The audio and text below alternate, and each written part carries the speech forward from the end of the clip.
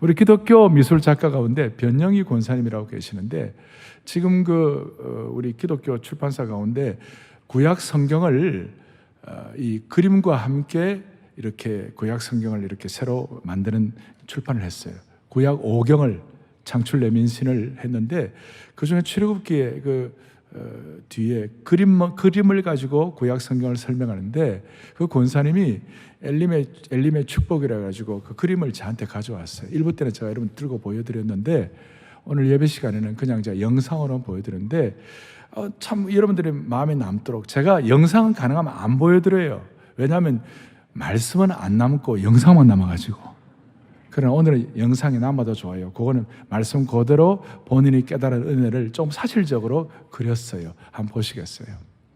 보이시죠? 자, 저게 제일 밑에 뭐가 있어요? 가시들이 있죠? 광야의 가시들이에요. 그 앞에 광야의 여러 가지 저게 뭡니까? 돌이라든지 뭐 황량함이 있어요. 그런데 큰 우리 두 문이 있죠? 성전의 야긴과 보아스와 축복의 문, 저걸 은혜로 통과하면 종려나무 70주가 있어요. 그렇죠? 70개 되느냐고 일일이 계산하는 분이 계시는데 그냥 대표적으로 저는 나와 있어요. 그 다음에 엘림의 샘이 12샘이 있는데 저게 나와 있어요. 그리고 하늘에는 지금 저게 성령의 비둘기를 상징하는 것이에요.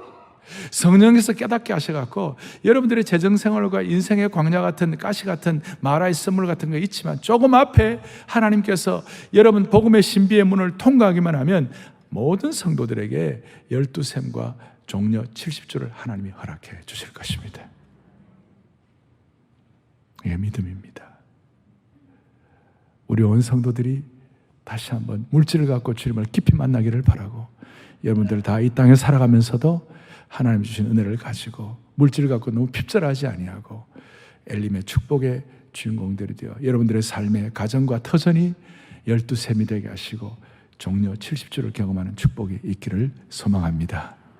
네, 반갑습니다. 이렇게 여러 카톡방에서도 뵙던 그 목사님들도 계시고 또 선교사님들 계신데 이렇게 세계 각국에서 또 이런 시간에 한 공간에서 이렇게 만나 뵙게 돼서 너무나 감사하고 영광으로 생각되고요.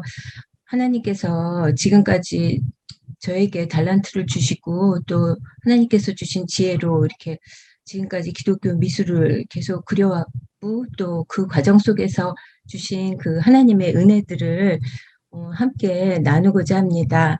그래서 지금 저에게 주어진 시간이 45분 정도 돼서 이 시간 동안에는 사실 할 말은 많은데 최대한 그림 설명 위주로 하면서 그 그림과 연관된 그런 간증으로 그 그림이 어떻게 그려지게 됐고 또 그 그림을 전시하는 동안에 있었던 그런 일들이나 또 그런 이제 그 피드백이 저한테 어떤 은혜가 됐는지 이제 그런 것들을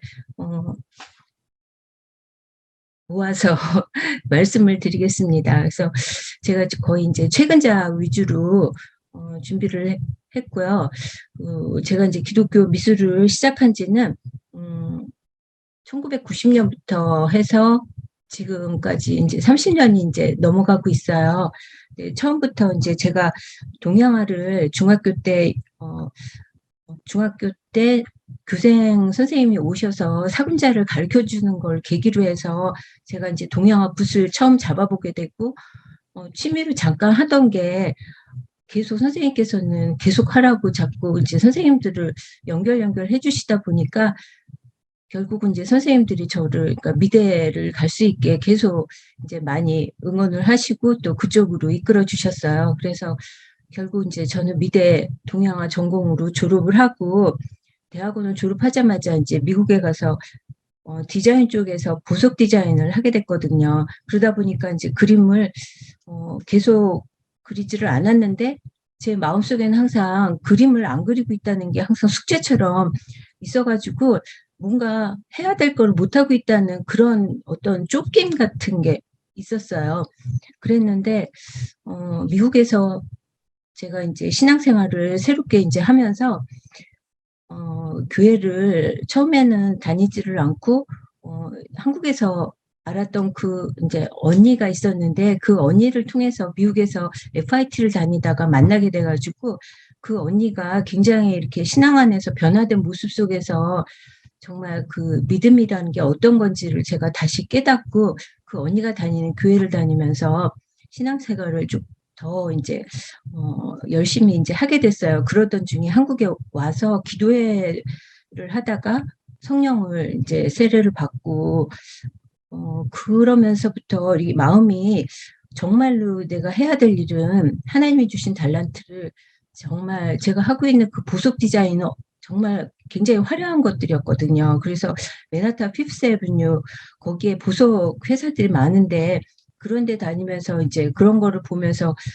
트렌드를 보면서 이제 그 디자인을 하고 그랬는데 그야말로 이제 안목의 정욕과 육신의 정욕과 이생의 자랑을 위한 그런 그 디자인을 하고 있었어요. 근데 처음에는 이제 그런 거가 재밌어서 했는데, 성령 체험을 하고 나니까, 이런 것들이 정말 제가 해야 될 일이 아니고, 제가 해야 될 거는 정말 하나님께서 주신 이 재능을 가지고 하나님을 증거하는 그림을 그려야겠다는 그런 사명감 같은 게 마음에 생겼거든요. 그래서 그런 게 이제 강하게 자꾸 마음의 속에서 들면서 디자인을 그냥 끊어버렸어요.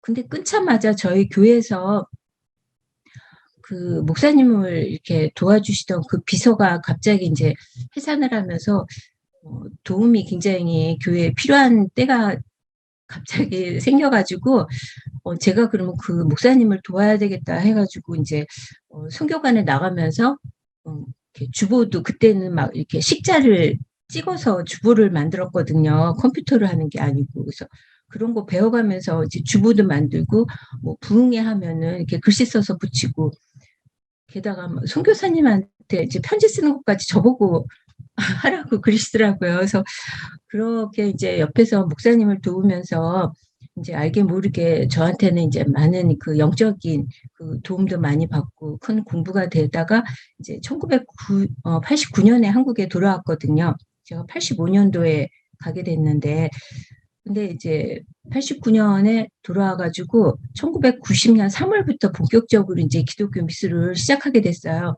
근데 제가 그거 시작할 때는 제가 동양화 전공이다 보니까 그러니까 화단을 무시할 수가 없는 상황이라 가지고 살펴보니까 그때가 완전히 정말 80년대 후반부터 한국 현대 그 수묵화가 엄청 굉장히 막 유행하던 때였거든요. 그러다 보니까 이 멍만 갖고 어떻게 제가 갖고 있는 이 복음의 메시지를 전할 수 있는지, 게다가 뭐 일필이지아 같은 그런 거의 추상적인 그런 이미지 갖고는 이게 전달이 안 될 것 같더라고요. 그래서 동양화로 이 기독교를 표현하는 이런 것들이 좀 되게 어렵다는 생각이 좀 많이 들고 그래서 제가 이제 판화를 시작했거든요. 그래서 이제 판화를 하면서 제가 정말로 자유롭게 제가 표현하고 싶은 걸 마음껏 표현하다 보니까 나중에 이게 그런 기법이나 그런 분위기가 동양화로도 서서히 이게 풀어지기 시작을 했어요.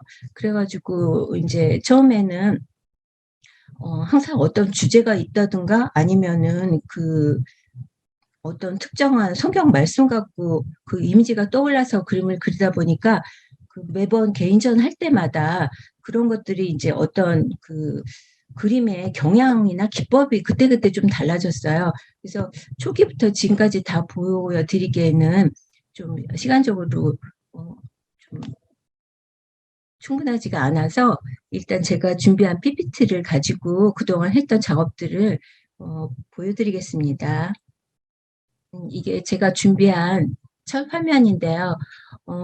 제가 이제 85년도에 대학원을 졸업하고 미국을 가서 그때 이제 FIT를 다니면서 주얼리 디자인을 하다가 90년도부터 이제 제가 본격적인 그림을 그리기 시작했어요. 그래서 전시를 1990년부터 올해까지 이제 개인전을 18회를 하고 이제 부스 개인전을 8회 하면서 매년 이렇게 여러 정기전들도 있고 또 아트페어 같은 데 나가는 경우도 있고 하다 보니까 거의 30년 동안 370여 회 정도 했더라고요.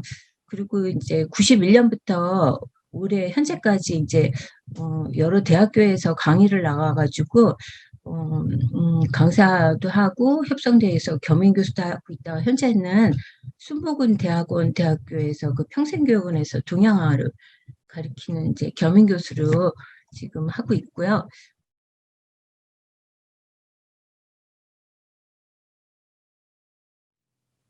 그러다 보니까 뭐 조금씩 이렇게 상을 좀 받게 됐어요. 그래서 사실은 제가 1990년부터 이렇게 기독교 미술을 혼자 하는데 너무 외로운 거예요. 이런 작업을 하는 사람이 없다 보니까 그러고 있는 중에 한국 기독교 미술인 협회가 있는 걸 알아서 이제 거기 가입을 하면서 이제 같이 활동을 하고 그러다가 이제 거기서 한국 미술인 선교회가 또 태동이 돼서 미술인 선교회도 하고 뭐 그러다 보니까 대한민국 기독교 미술대전이라는 공모전이 생겼어요. 그래서 그때 이제 참여를 하면서 특선을 하고 그 이후에 우수상을 2번 이제 연달아 받고 그러면서 기독교 미술대전 초대 작가가 되었어요. 그리고서는 이제 뭐 기독여서 예술인상을 뭐 그 한국 기독교 그 한기총에 소속된 거기서 이제 주는 상도 받고 이제 그랬고 그리고서는 현재는 여러 활동들을 이제 하고 있습니다. 그렇고 최근 작이 되기 바로 직전에 제가 그 시편 23편 1절에서 2절 말씀 여호와는 나의 목자시 내게 부족함이 없으리로다. 그가 나를 푸른 풀밭에 누이시며 쉴만한 물가로 인도하시는 도다. 누구나 이렇게 다 좋아하시고 잘 아시는 이 시편 23편의 이 구절로서 어떤 하나님께서 주시는 샬롬의 평화, 그 샬롬과 그 평화로운 그 안식 속에서 하나님 뜰 안에서 거하는 그런 그 우리의 모습을 어린 양을 비유해서 그린 이 작품을 그리게 됐는데 이렇게 믿지 않는 분들도 이렇게 굉장히 이 그림들을 평화롭고 좋아하시더라고요. 그래서 한동안 이 양 그림을 좀 많이 그렸었어요. 그리고 이제 이런 거는 이제 감람나무 아래에 어린 양이 이렇게 어미 양한테 이렇게 기대서 그 어떤 만족스러운 그 포근한 어떤 평화 그런 거를 하나님 품에 우리가 나를 온전히 맡길 때 정말 참 평화가 온다는 그런 의미로서 이 그림을 그렸거든요. 그래서 대부분 양들이 이렇게 앉아 있는 모습들을 많이 그리게 되는데 양의 특성이 이렇게 배부를 때까지 계속 풀을 뜯는데요. 근데 꼭 앉아 있을 때만 이렇게 배가 부른 그런 특성이 있다고 그러더라고요. 그래서 어떤 배부르고 만족한 그런 모습으로 이렇게 앉아 있는 양의 모습들을 그리게 됐어요. 저 뒤에 보이는 거는 이제 감람나무 아래 이렇게 앉아 있는 모습이고, 그래서 여기에 이제 관련된 성경 구절로서는 여호와가 우리 하나님이신 줄 너희는 알지어다. 그는 우리를 지으시니요 우리는 그의 것이니 그의 백성이요 그의 기르시는 양이로다. 이제 이런 구절로 이제 이런 작품도 했었고요. 이거는 어떤 그 봄의 그 향기를 맡는 그런 양의 모습처럼 그 정말 천국에서 하나님의 그 큰 은혜 안에 거하는 그런 꽃 속에 있는 것처럼 내 평생의 선하심과 인자하심이 반드시 나를 따르리니 내가 여호와의 집에 영원히 살리로다 하는 이 시편 23편 6절의 말씀으로 이런 작품도 했었습니다. 그러다가 제가 이 작품이 최근작하고 연결되는 어떤 과도기적인 작품이 되게 됐는데요. 이거는 생명나무가 이렇게 그 에덴 동산 한 중앙에 생명나무가 있고 그 바로 아래 어린 양 예수 그리스도가 앉아 계시고 그 보좌로부터 생명수 샘물 4줄기가 흘러서 이렇게 이 지상을 적시면서 하늘문이 열리는 그런 모습으로 표현을 했는데요. 이거는 여호와 하나님이 그 땅에서 보기에 아름답고 먹기에 좋은 나무가 나게 하시니 동산 가운데에는 생명나무와 선악을 알게 하는 나무도 있더라. 강이 에덴에서 흘러나와 동산을 적시고 거기서부터 갈라져 내 근원이 되었으니 하는 창세기 2장 9절에서 10절 말씀이 해당이 되는데요. 제가 이 그림을 그렸을 때 전시 중에 어떤 일이 있었냐면 어떤 모녀가 전시장에 이렇게 왔다가 따님이 이 그림 앞에서 갑자기 섰더니 이렇게 막 눈물을 글썽이면서 막 소름 끼친다고 자꾸 그러는 거예요. 그래가지고 왜 이 그림이 소름이 끼치는지 제가 너무 궁금했거든요. 근데 그 어머니가 뭐라 그러냐면 자신의 이 딸이 교회 반주자를 하고 본인은 성가대 지휘자래요. 근데 이제 그 전에 어떤 일이 있었냐면은 그렇게 되기 전까지는 본인이 굉장히 이렇게 신앙도 없고 혼자서만 그 집에서 교회를 다니고 있었는데 그 딸이 6살 때 교통사고가 엄청 크게 나가지고는 이 딸이 완전히 이 흰자만 이렇게 있게 눈동자가 완전히 뒤집히고 온몸이 완전히 다 망가져 있는 상태라 가지고 정말로 거의 죽음에 이르는 그런 상황까지 돼가지고 수술실로 가고, 근데 그 의사 선생님은 이 딸의 눈이 완전히 이렇게 눈동자가 뒤집힌 거는 수술로 못 고치나 그랬대요. 근데 하여튼 막 너무 많이 다쳐 있는 상태였기 때문에 가족들은 정말 이 딸이 거의 이제 다 죽었다고 생각을 하고 다 울고 있는데 수술하면서 이 딸이 천국을 가가지고 예수님을 만났다고 그러는 거예요. 근데 그 딸이 뭐라 그러냐면 저보고 진짜 이렇게 생겼어요. 생명나무 이렇게 생겼어요. 계속 막 이러는 거예요. 그러면서 정말로 이렇게 열매가 크고 빨갛고 그런데 저 어린 양 이렇게 앉아있는 그 자리에 그 나무 바로 아래 그 자리에 예수님이 앉아 계셨는데 자기 또래의 그 여자애들이 그 예수님 주위에 이렇게 삥 둘러앉아가지고 예수님이 하시는 말씀을 듣고 있는데 남자애들은 막 이 뒤에서 뛰어다녔다고 그러는 거예요. 근데 그 예수님이 앉아 계신 그 바로 앞에 강이 흘렀대요. 근데 저는 그 앞에 이렇게 이렇게 네 줄기를 이렇게 그려놨는데 그걸 보면서 저렇게 이 앞에 강이 흘렀다고 그러고 하늘이 파랗고 그리고 완전히 초록색 풀밭이었다고 그러는 거예요.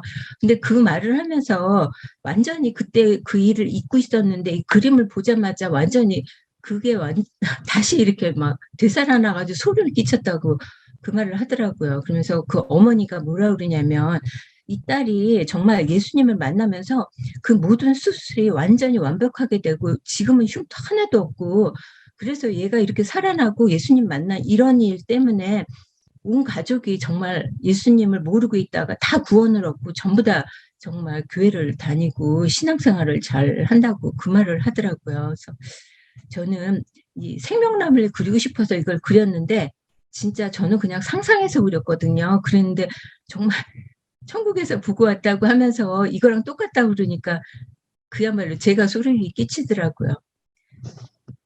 그리고 이제 이 작품은 생명나무를 그리고 난 다음에 이 작품을 하게 됐는데요. 제가 이 생명나무를 가운데 그리고 오른쪽에 포도나무를 그리고 왼쪽에 버드나무를 그린 작품이거든요. 여기에 해당되는 이제 성경 구절은 의인의 열매는 생명나무라 지혜로운 자는 사람을 얻느니라. 이 잠언 11장 30절에 이 말씀이 이 생명나무를 이제 뜻하는 그런 구절이고 보라 형제가 연합하여 동거하며 어찌 그리 선하고 아름다운고 머리에 있는 보배로운 그림이 수염곧 아론의 수염에 흘러서 그의 옷깃까지 내린 같고 헐몬의 이슬이 시온의 산들에 내린 같도다. 거기서 여호와께서 복을 명령하셨나니 곧 영생이로다.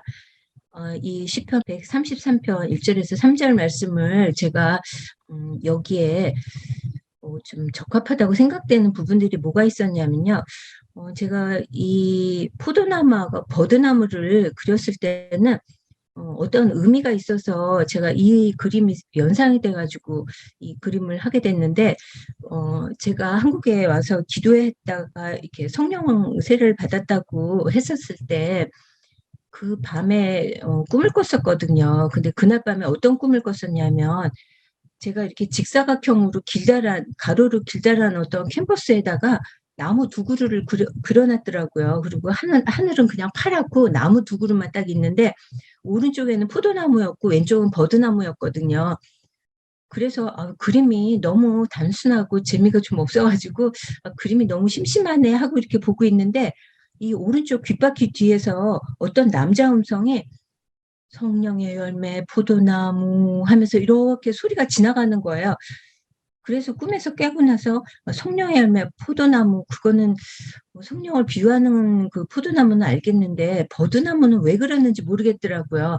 그리고 다시 이제 미국으로 갔다가 몇 달이 몇 달도 아니고 조금 있다가 이렇게 맨하탄에 한국 기독교 서점이 있어요. 근데 거기에 책을 사러 갔는데 우연히 어떤 책을 이제 사가지고 와서 읽는데 거기 이렇게 막 있다가 중간 페이지에 뭐가 나오냐면은 성경에 나오는 나무가 여러 가지가 많은데 그 나무마다 뜻하는 의미가 있다고 그 뜻풀이가 쫙 돼 있는 거예요.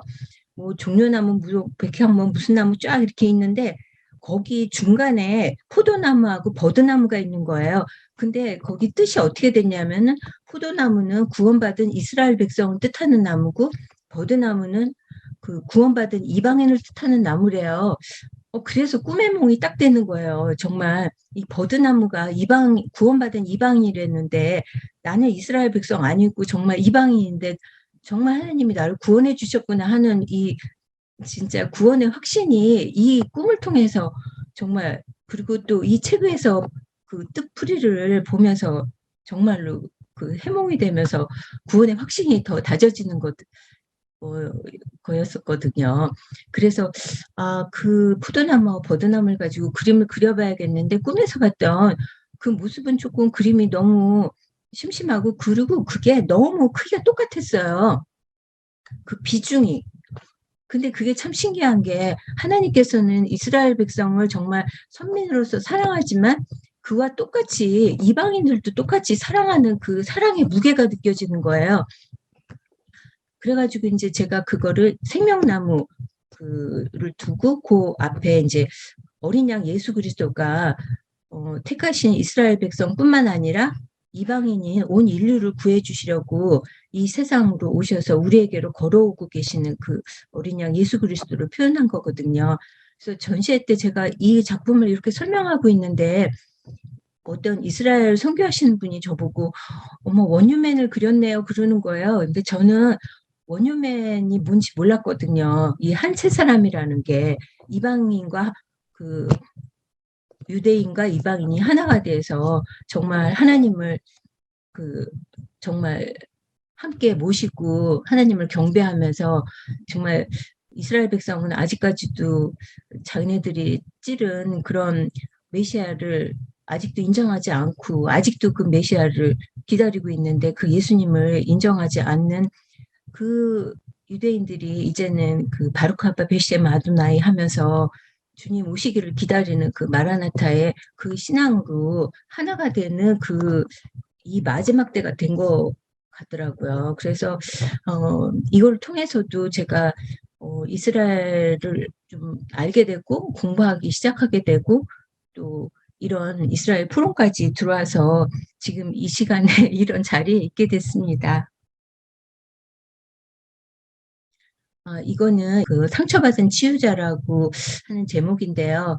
이거는 이사야 53장 5절 말씀, 우리가 흔히 아는 그 말씀인데, 그가 찔림은 우리의 허물 때문이요, 그가 상함은 우리의 죄악 때문이라. 그가 징계를 받음으로 우리는 평화를 누리고, 그가 채찍에 맞음으로 우리는 나음을 받았도다 하는 이 말씀이 어느 순간에 저한테 굉장히 깊이 다가온 적이 있었거든요. 제가 이렇게 요 손가락이 오른쪽 손가락이 부러지고 또 이쪽도 하여튼 양손이 좀 한꺼번에 갑자기 다치게 돼서 아무것도 못하고 있을 때 갑자기 이 말씀이 정말 저한테 너무 깊게 다가왔어요.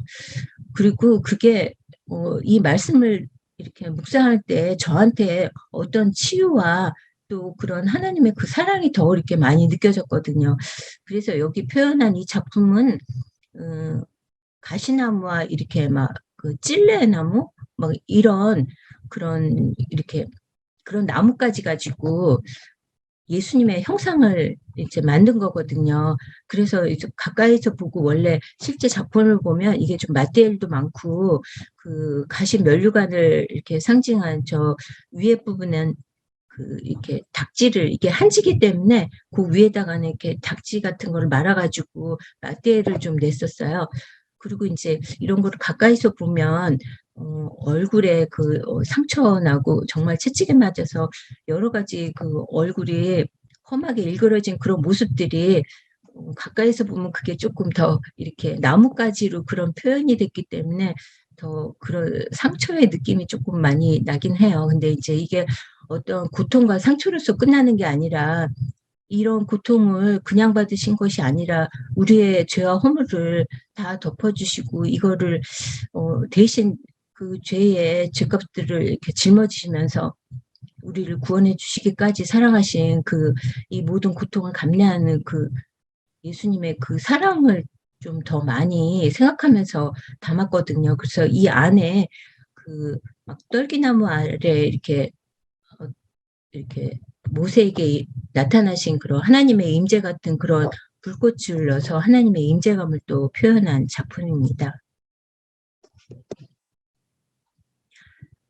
이거는 구원의 산성인데요. 이 작품은 한마디로 말하면 어떤 철로역정 같은 그런 작품으로 생각하면서 그림을 그렸는데요. 이거는 시편 62편 7절에 보면 나의 구원과 영광이 하나님께 있으며 내 힘의 반석과 피난처도 하나님께 있도다. 주는 나의 반석과 산성이시니 그러므로 주의 이름을 생각하셔서 나를 인도하시고 지도하소서. 시편 31편 3절의 말씀인데요. 이 작품은 이 아랫부분에 이렇게 가시덤불과 험한 이런 돌 바위 같은 이런 돌벽을 지나면서 십자가의 길을 가는 거예요. 그러니까 출애굽한 이스라엘 백성이 그 수르 광야를 만날 때 이 수르가 요셉 목사님께서도 그 수르 광야가 수루 할 때 이게 히브리어로 벽이란 뜻이라고 그러셨거든요. 담.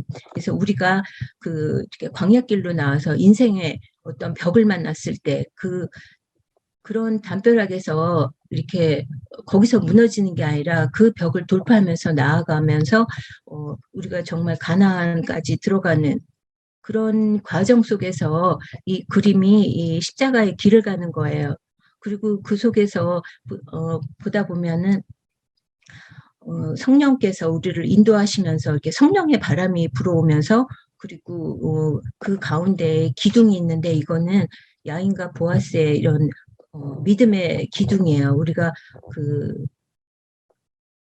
믿음의 기둥을 정말 믿음을 튼튼히 붙잡고 하나님 나라로 들어가기까지 성령님께서 우리를 인도하셔서 저 십자가의 도를 향해서 이렇게 나아가는 걸 이렇게 표현한 거거든요.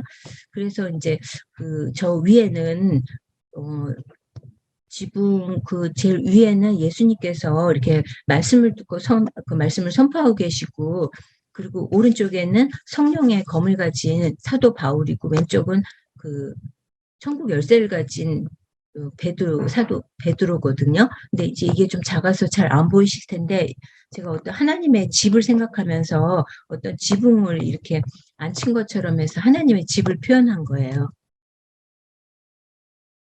그리고 이거는 이제 야긴과 보아스인데,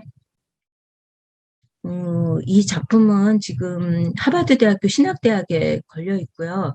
이 작품은 제가 이제 어떤 성전의 모양을 어떤 중첩적인 이미지로 해가지고 성전 안에 하나님께서 임하시는 그 은혜의 빛이 이렇게 깊이 깊이 들어오는 걸 이렇게 어떤 중첩의 효과로서 이렇게 표현을 했어요.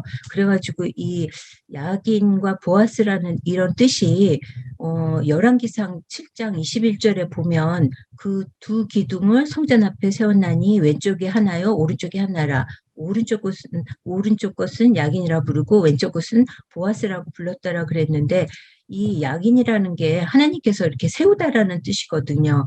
근데 이 세운 우리가 사람의 손으로 지은 성전이긴 하지만 이거는 실제적으로 하나님께서 직접 하나님께서 거하시는 성전을 세우시고, 그리고 그 안에서 하나님의 우리에게 은혜를 부어주시면서 다스리는 하나님의 어떤 지성소의 그런 거를 표현을 한 작품입니다. 이거는 이제 버닝 부시인데요.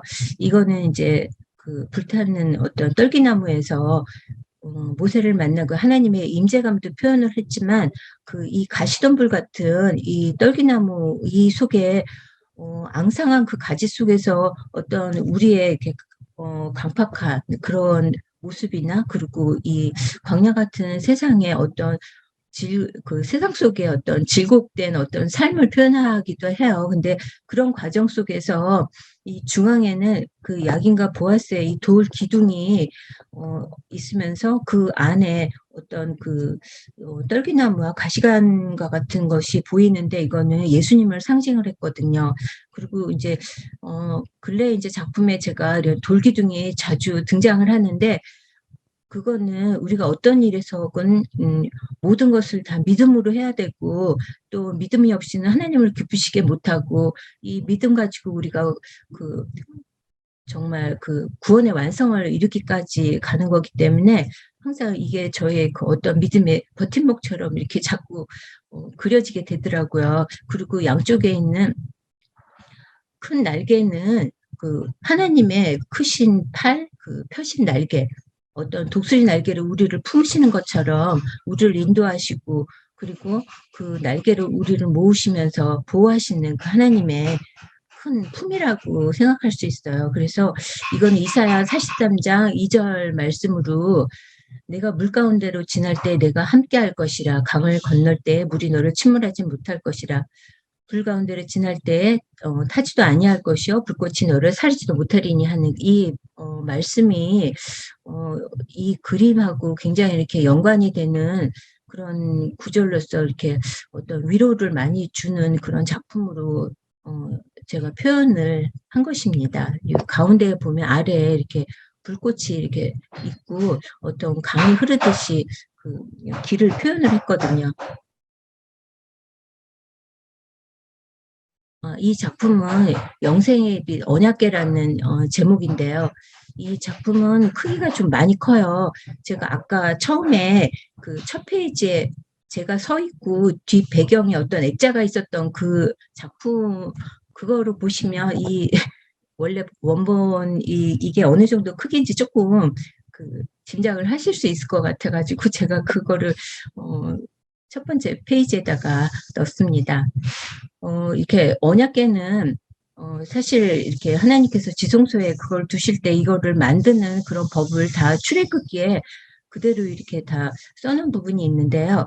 그 출애굽기 25장 17절에서 22절 보면 순금으로 속죄소를 만들 때 길이는 2규빗반, 너비는 1규빗반이 되게 하고 금으로 그룹들을 속죄소 두 끝에 쳐서 만들 때 그 한 그룹은 이 끝에 또 한 그룹은 저 끝에 곧 속죄소 두 끝에 속죄소 한 덩이로 연결하지며 그룹들은 그 날개를 높이 펴서 그 날개로 속죄소를 덮으며 그 얼굴을 서로 대하여 속죄소를 향하게 하고 속죄소를 이렇게 위에 얹고 내가 내게 줄 증거판을 궤 속에 넣으라. 거기서 내가 너와 만나고 속죄소 위 곧 증거궤 위에 있는 두 그룹 사이에서 내가 이스라엘 자손을 위하여 내게 명령할 모든 일을 내게 이르리라 하는 말씀이 있는데요.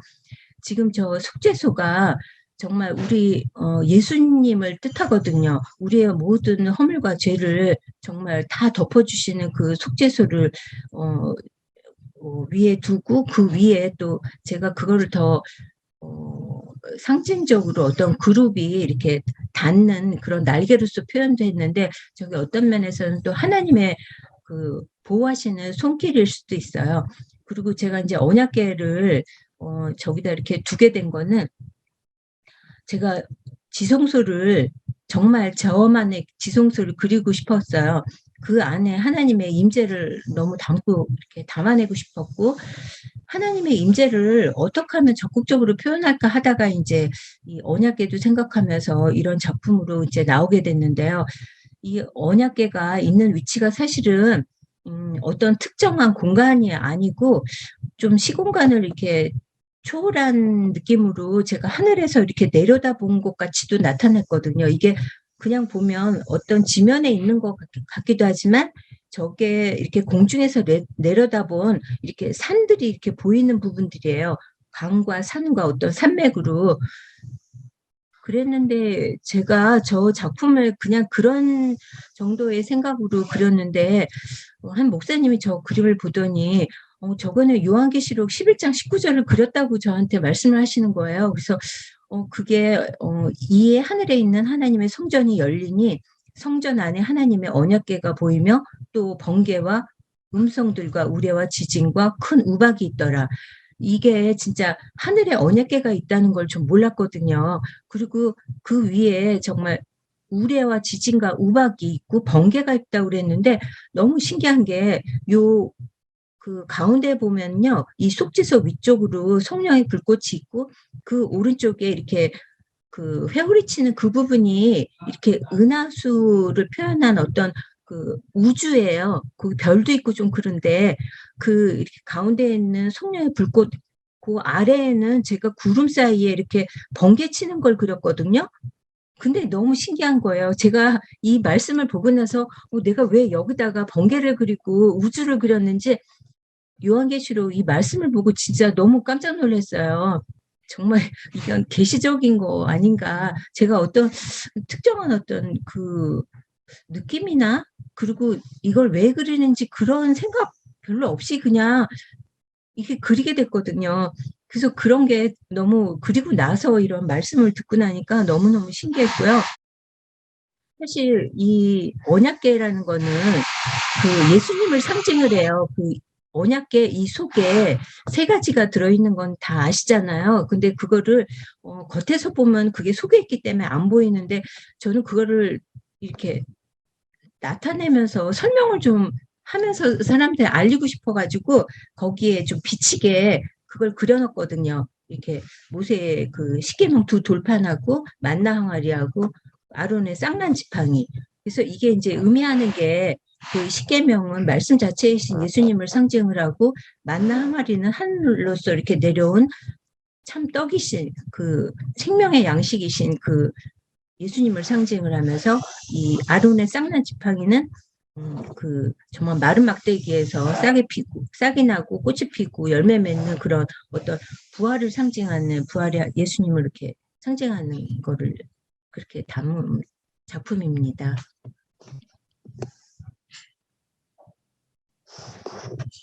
근데 이 작품이 전시가 됐을 때, 두 가지 어떤 피드백이라고 그래야 되나, 어떤 에피소드라고 그래야 되나, 제가 굉장히 은혜 받은 것들이 좀 있거든요. 근데 그것이 뭐냐면은, 이 전시를 했을 때 어떤 분이 오셔가지고는 갤러리에 들어오시면서 저보고, 이 갤러리 이 안에 하나님의 임재가 가득하다고 그러면서 하나님이 지금 계속 이렇게 말씀을 하고 계시대요. 그러면서 어떻게 이런 말씀을 하시나 이래요. 그래서 무슨 말씀을 하셨는데요? 그랬더니 세상의 모든 작가는 물감을 물로 개어서 그림을 그리는데 이 작가는 그림을 물감을 눈물로 개어서 그림을 그렸다 이렇게 말씀을 하셨다고 그러는 거예요. 근데 제가 그 말을 듣고 너무 놀랬던 게 제가 이 작품을 이렇게 할 때 작업하는 이 제작 기간이 거의 한 달 정도 걸렸는데 제가 이제 처음에 작품을 시작할 때는 항상 그 빈 화판에다가 이렇게 손을 얹고 그러고서는 이제 기도를 하고서 시작을 하는데 이 작품을 이렇게 계속 그려나갈 때마다 계속 눈물이 흐르면서 기도가 나오는데 그 기도가 항상 이렇게 똑같은 한 가지 기도예요. 근데 그 기도가 너무 간절했고 그게 뭐였냐면 하나님께서 이 그림 안에 임재하여 주셔서 이 작품에 하나님의 임재가 가득해서 이 작품이 걸리는 곳마다 그곳이 지성소가 되게 해달라고 그 기도가 항상 나왔었거든요.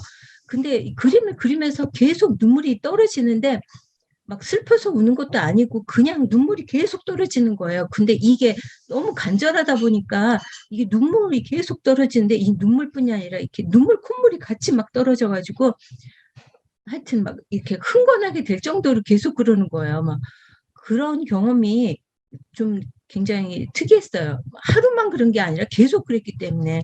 근데 이렇게 보러 오신 분 입을 통해서 하나님께서 그렇게 물감을 눈물로 개어서 그렸다고 그러니까 정말 그 하나님께서 이 모든 것들을 다 보시고 다 받으셨구나 하는 생각이 들더라고요. 그러면서 그분이 하나님께서 영광을 다 받으셨다고 그러셨대요.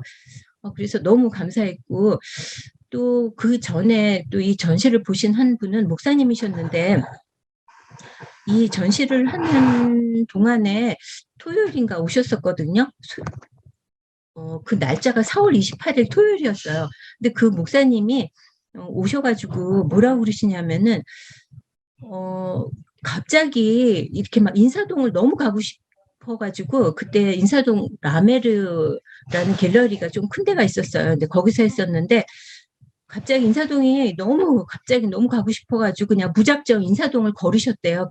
이렇게 막 걷다가 오른쪽으로 고개를 갑자기 돌렸는데 그 유리창을 통해서 이 언약궤 그림이 딱 이렇게 보이더래요. 그래가지고 너무 놀라서 어떻게 저런 그림이 있나 하고 들어오셨다고 그러는데, 그 목사님 교회가 명동교회였어요. 이렇게 명함 주셨는데, 그 교회에서 4월 한 달 동안 세미나가 있었는데 그 세미나 주제가 언약궤였대요. 그리고 이 여기 갤러리에 오셨던 그날이 그 세미나가 끝나는 그 날이었다고 그러시더라고요. 그러면서 완전히 이 언약궤 이 주제의 세미나의 이 결론을 여기서 보고 가신다고 그러시더라고요. 그래서 그것도 좀 굉장히 신기했어요. 그리고 이거는 순금 등잔대와 두 감람나무라는 제목의 작품인데요. 이거는 스가랴 4장 6절에 말씀을 가지고 그림을 그린 작품이고요. 스가랴 4장 6절을 보면 그가 내게 대답하여 이르되 여호와께서 스룹바벨에게 하신 말씀이 이러하니라. 만군의 여호와께서 말씀하시되 이는 힘으로 되지 아니하며 능력으로 되지 아니하고 오직 나의 영으로 되느니라. 이 말씀인데 여기서 중앙에 있는 저 아랫부분에 순금 등잔대가 있거든요. 근데 이 순금 등잔대는 그 금 한 덩어리로 이렇게 이 줄기를 붙이는 게 아니라 완전히 금 한 덩어리 갖고 이렇게 쳐서 만드는 그거예요. 그래가지고 지금 이 순금 등잔대는 보통 그 이스라엘에서는 메노라로 말을 하는데 저 일곱 촛대 이거는 교회를 또 상징을 하거든요. 그리고 이 순금 등잔대와 이 두 감람나무가 그 양쪽에 지금 두 감람나무가 있거든요. 지금 이제 저 작품 실제로 보면 거기 이제 올리브 열매들도 많이 달려 있고 그러는데 이 작품의 주제는 사실 성령 충만함을 받아야지 된다는 그런 뜻이나 마찬가지인 게 지금 저 두 감람나무는 두 증인을 의미하거든요.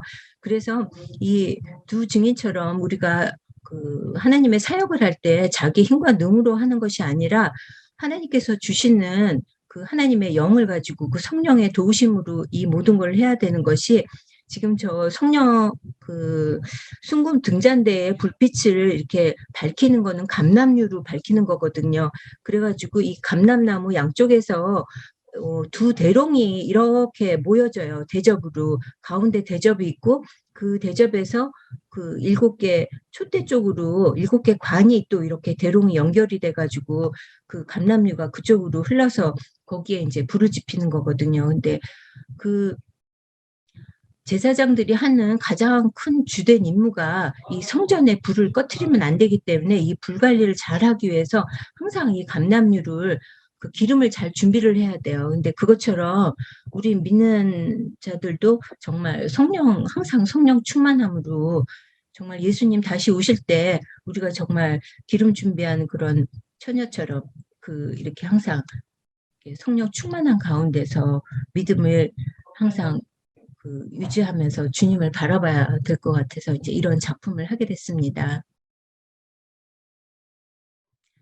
이 작품은 부활의 주님인데요. 출애굽기 15장 17절에 보면 주께서 백성을 인도하사 그들을 주의 기업의 산에 심으시리이다. 여호와여 이는 주의 처소를 삼으시려고 예배하신 것이라. 주여 이것이 주의 손으로 세우신 성소로소이다. 여호와께서 영원 무궁하도록 다스리시도다 하였더라. 이 말씀처럼 지금 이 하나님의 어떤 그 나라에 가기까지 하나님께서 이렇게 주의 처소를 또한 우리에게 이렇게 성전으로도 주셨는데 이 계단이라는 이런 이미지를 통해서 우리가 항상 그 좁은 길로 하나님께로 나아가는 어떤 그 어떤 성화의 과정을 표현을 한 거거든요. 그래서 저 위에 중앙에 그 부활하신 예수님께서 우리를 이제 팔 벌리면서 맞아주시기까지 우리가 그 예수님과 항상 독대하는 그날, 그때까지 우리가 나아가는 그런 모습들을 이제 표현한 작품입니다. 이 작품은 시온의 영광인데요. 시편 113편 4절에는 여호와는 모든 나라 위에 높으시며 그 영광은 하늘 위에 높으시도다. 이것처럼 이제 어떤 시온의 영광을 제가 어떤 시온산의 모습으로 표현을 한 건데, 지금 전면에 있는 가시덤불 이런 험한 바위는 우리가 살고 있는 그 광야 같은 이 세상 속에서도 항상 시온산을 바라보며 그 믿음의 문으로 나아갈 때 우리 예수님이 부활하신 예수님이 정말 우리를 구원해 주시고 어떤 이렇게 어두운 하늘 위에 있는 그런 모습으로 되어 있는 거는 흑암의 권세를 이기시고 승리하신 우리 주님께서 우리에게 승리를 안겨주시고 정말 죄와 사망을 이기신 어떤 승리자의 개선문 같은 그런 모습으로 중앙에 돌기둥으로 어떤 문을 만든 거거든요. 그리고 양쪽에 그 큰 날개가 이렇게 펼쳐지는데 이거는 어떤 하나님의 어미하심 뿐만 아니라 이 세상을 창조하시고 이 모든 우주와 만물을 주관하시고 통치하시는 어떤 통치자로서의 어떤 위엄 같은 모습으로 이 그림을 그렸어요. 그랬는데 제가 그 마니프라고 예술의 전당에서 전시를 한 적이 있었는데, 그때 이제 그 부스마다 이제 여러 작가들이 자기 개인전을 하고 있는데, 사실 이제 예술의 전당 같은 데서 전시를 할 때 저처럼 이렇게 어떤 종교색이 강한 이런 작품을 하는 거를 별로 좋아하지는 않는데, 어떻게 채택이 돼가지고 제가 이제 제 부스에 이제 제 그림들을 걸어놓고 있는데, 사람들이 이렇게 지나가다가 어머 여기는 이 부스는 꼭 성전 같네 그러는 거예요.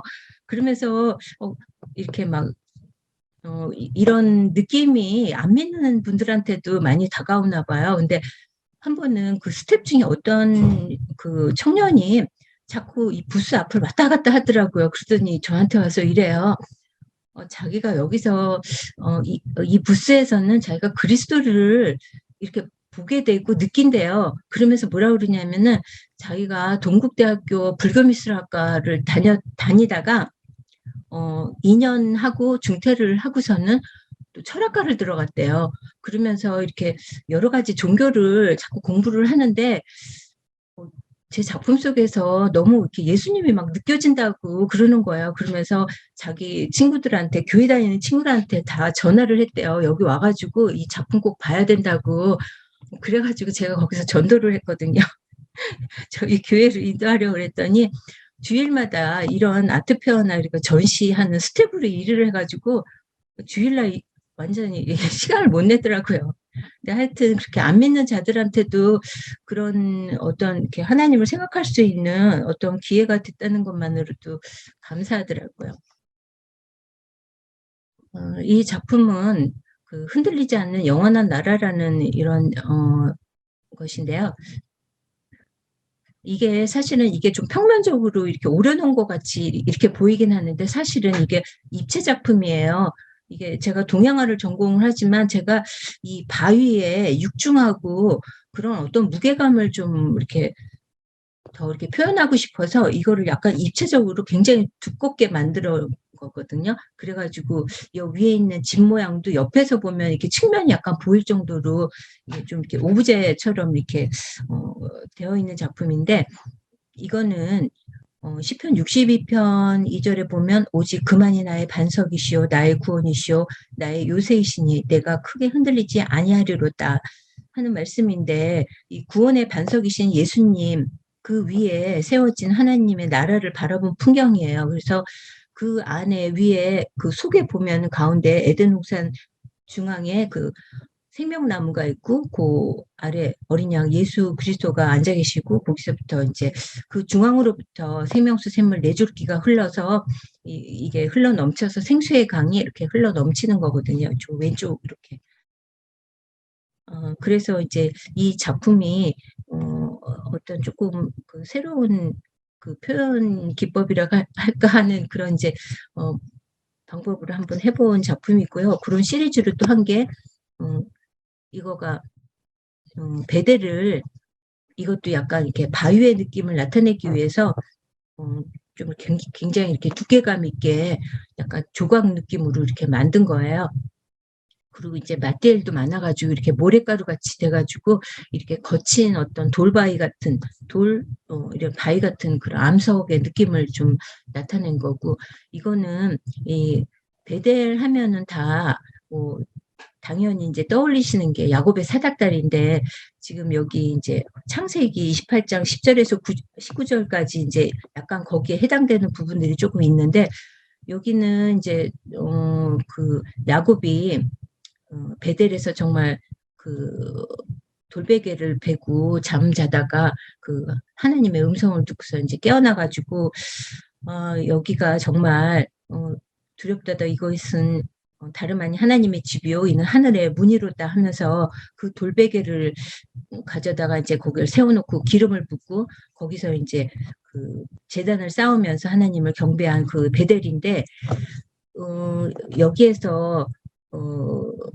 꿈에서 본 천사가 그 하늘까지 닿은 사닥다리에 오르락 내리락 하는 풍경을 여기에 좀 담았거든요. 그리고 그 돌기둥 위에는 그 하늘의 문처럼 이렇게 만들어 놓고 거기에 이제 구원의 종소리가 들리듯이 구원의 종을 매달았어요.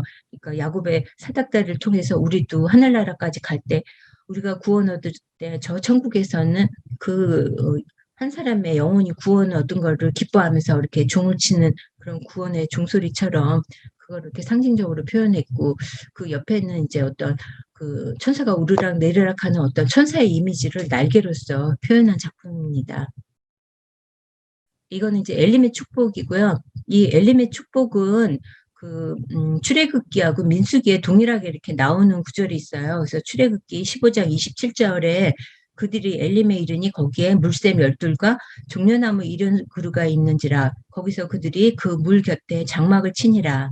근데 민수기 33장 9절에도 동일한 말씀이 있는데, 마라를 떠나 엘림에 이르니 엘림에는 샘물 12과 종려 70그루가 있으므로 거기에 진을 치고, 이제 이거가 엘림이라는 곳이 사실은 그 광야를 지나다가 어떤 오아시스가 나오는 것인데, 이 엘림이 나오기 전까지는 정말 출애굽한 이스라엘 백성들이 정말 수르 광야를 만나면서 그 인생의 벽에 부딪히면서 정말 너무 힘들어하고 막 이러다가 정말 신광야로 가면서 거기 그 수르 광야, 수르가 히브리어로 이게 뭐 벽, 담이라는 뜻이라고 그러셨는데, 그 신광야의 신은 히브리어로 신이 이게 그 가시라는 뜻이래요. 그래서 어떤 인생의 가시로 우리를 막 찌르고 그런 고초를 겪다가 막 이 마라에서 완전히 정말 목말라서 정말 지칠 지경에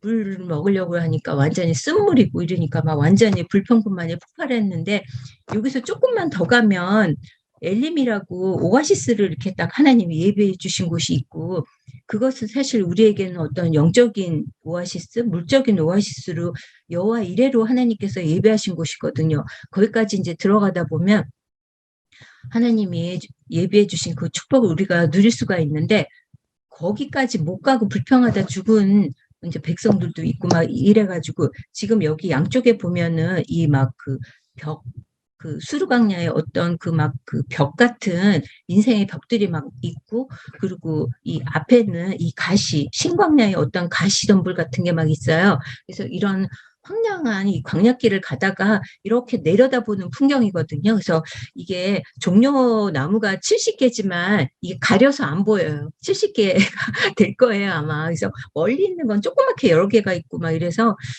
거의 70개를 상징하는 종려나무를 그렸고, 12샘물도 그 샘물의 크기가 크고 작고 이렇게 해가지고 뭐 가려서 안 보이는 것도 해서 그런 느낌을 표현한 것입니다. 그리고 저 하늘에서는 하나님의 축복이 그 성령의 비둘기와 같이 어떤 구름으로 제가 어떤 새의 형상, 어떤 그 독수리의 하나님의 그 독수리 날개로 내려오듯 그런 어떤 특정한 새는 아니고 그런 하나님의 영이 이렇게 내려오는 것으로 이렇게 하나님의 축복이 임하는 것을 표현한 것입니다. 그리고 이거는 이제 작년에 오순절 때그 오순절에 대한 거를 생각하면서 이렇게 떠오른 이미지가 있어가지고 이거는 이제 그리게 됐어요. 그래서 이제 이 언약이라는 것이 사실은 하나님께서 이스라엘 백성과 이렇게 맺은 그 언약이 사실은 그게 백성들이 그 언약을 맺은 그 하나님의 그 율법과 말씀을 잘 순종하고 들어야지 주님께서 이렇게 하나님께서 예배하신 그런 것들을 다 축복으로 받고 자자손손 이 복을 받을 수 있는 건데 이거를 이렇게 제대로 순종하지 불순종을 하다 보면 거의 이제 저주받고 죽고 막 이런 상황에 이제 이르게 되거든요. 근데 이게 뭐냐 하면 그 신명기 5장 2절에서 3절에도 보면 우리 하나님 여호와께서 호렙산에서 우리와 언약을 세우셨나니 이 언약은 여호와께서 우리 조상들과 세운 것이 아니요 오늘 여기 살아있는 우리 곧 우리와 세운 것이라. 이 말씀이 너무나 또 저한테 은혜가 되는 게 이 구약의 율법적인 그런 것들이 이스라엘 백성에게만 해당되는 게 아니라 하나님과 지금 현재 우리가 살고 있는 살아있는 지금 현재 우리와도 이렇게 언약을 맺은 그 하나님과의 그 관계성 같은 게 너무 이렇게 다가왔거든요. 그리고 이 오순절에는 구약에서는 그 시내산에 하나님께서 이 모세를 시내산에 부르셔가지고 옛 계명이라고 할 수 있는 이 십계명 두 돌판을 주셨거든요. 근데 이거는 그 하나님께서 손가락으로 이 돌판에다 이렇게 새겨주신 건데 이제 이러면서 하나님과 이스라엘 백성이 이렇게 결혼 관계, 언약 관계를 맺었거든요. 그래서 이 결혼 반지로서 제가 이 언약의 그 모습으로 이 시내산을 감싸는 링이 이렇게 있어요. 그리고 가운데 이렇게 백합 모양으로 된 거는 예수님을 상징하는 그 샤론의 꽃으로 이렇게 백합화를 이렇게 장식으로 넣었거든요. 이 십계명을 받을 때 어떤 일이 있었냐면 모세는 하나님께서 이 주신 이 귀한 돌판을 갖고 왔는데 그동안 이 시내산 아래서는 막 이스라엘 백성들이 금송아지를 놓고 막 우상 숭배하다가 결국은 거기서 3,000명이 죽었거든요. 근데 신약에 와서는 이 오순절 때 예수님께서 정말 우리에게 성령을 부어주시는 그게 이 마가의 다락방에서 이 강하고 급한 바람이 이렇게 불면서 그때 이제 성령이 임하면서 3,000명이 회개하고 주께로 돌아왔거든요.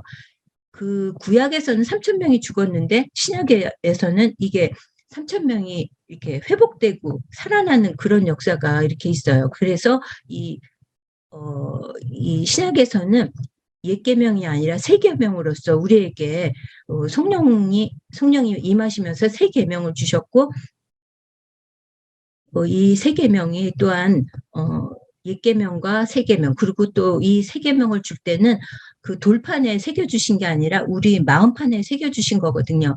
그리고 이 뒤에 보면 초록색 이렇게 기둥이 이렇게 있는데 그거는 그 성령님이 임하신 그 마가의 다락방 그 거기 기둥이 이렇게 갈라지면서 저런 모양이 이렇게 있더라고요. 그래서 제가 그 마가의 다락방 그 기둥을 연결하면서 우리의 왕 대신 예수님을 상징하는 왕관 모양으로 이렇게 중앙에다 했어요.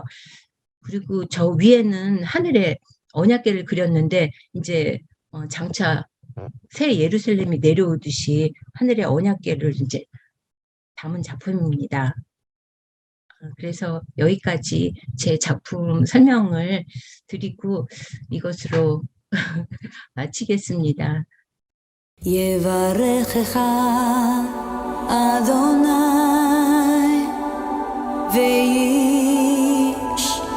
וישמרך יאה אדוני פניו אליך והוא נקרא יישא אדוני פניו אליך ויעשה לך שלום ויעשה לך שלום